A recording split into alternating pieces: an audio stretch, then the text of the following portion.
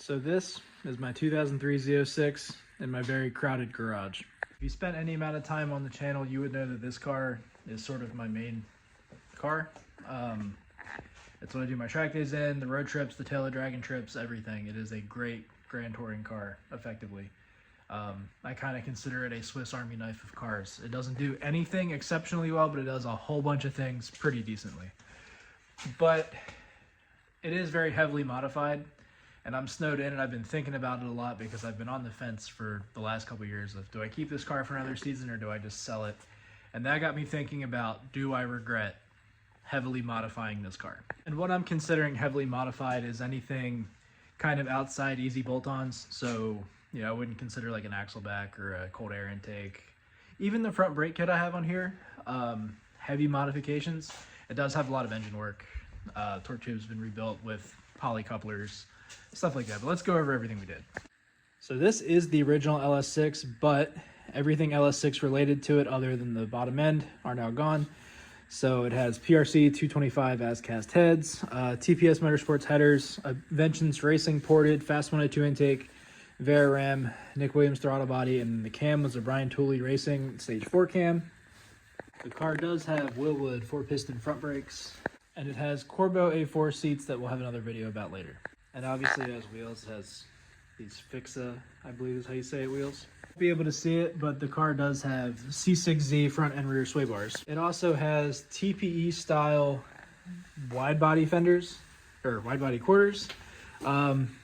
These are my preferred one because the flare is not as dramatic. It flows into the body line, but this sort of a heavy modification because you do have to do a lot of stuff. You could always take them back off, but it is a big deal. And the rest of the exhaust is stock other than the Catless X pipe that came with the long tubes. So really what we're talking about today is, do I regret effectively building this engine? And if you go back about 2 years, I made a video talking about how much it cost to build this car and the power it made. And the number I came up with back then was like 11 grand in 2019, 2020 money, which I think, as we all know now, is a lot more. So the C5 Z06 market seems like it's calmed down a little bit. You know, when I used to see them in the, so I guess going back even further, pre-COVID, you know, 2016, 17, 18, 19, around the time I bought this car, you could get a driver quality Z for upper teens. It wasn't that hard to find, and I don't like taking those kind of one-off considerations into this kind of stuff. Like, yes, there's always going to be that guy that got a Z06 for like 11.5 because whatever boomer story he wants to give you about it. But you know, they were upper teens. They got up into the mid-20s pretty consistently, even private party, which I was very surprised about because that was a big jump for them, basically. And it seems like now they're settling back in like the low 20s, high teens again, which realistically is where they should be.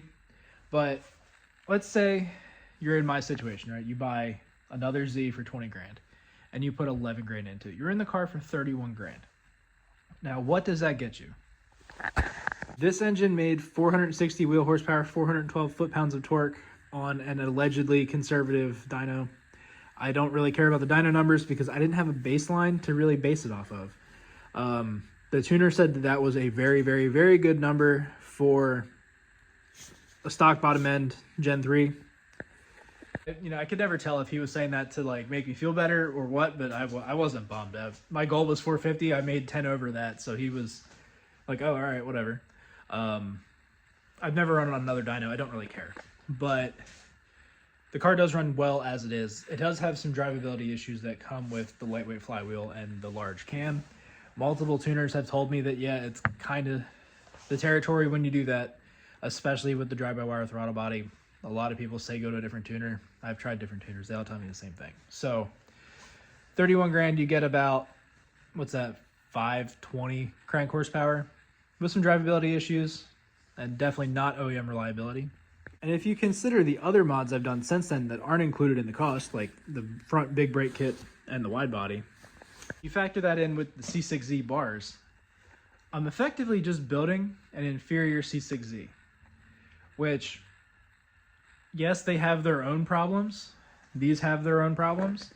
All of them have some kind of problem, but in my opinion, a 500 horsepower factory developed car with factory drivability, with OEM reliability on everything, you know, it's gone through the OEM levels of testing, is superior to a modified car built to the same power or even marginally more. I would gladly give up a little power to have OEM level drivability in this car, but it doesn't seem like it's possible, which is fine. And that comes with the territory. And, you know, I'm kind of just explaining what's been going on in my head the last few months about this car. And if I were to do it again, I don't think I would. Like, if you're going to build one of these, it has to be because you like the platform and you like the build. You can't do it hoping to achieve something better than something else, if that makes sense.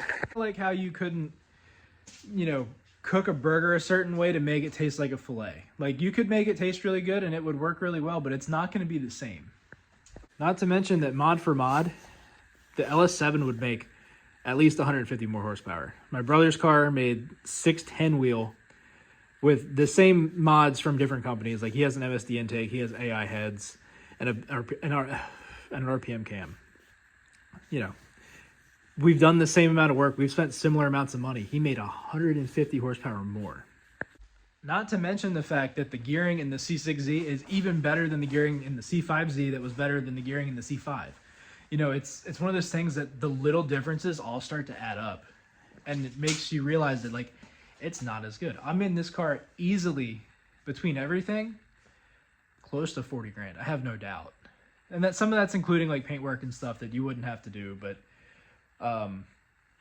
all the work I've done to it, if I would have just taken that money and bought a C6 Z and addressed the valve dropping issue, like, just even if you just did the heads and left the cam stock, which would be kind of dumb, but if you did that, you would have just as capable of a car that would be more reliable and more refined.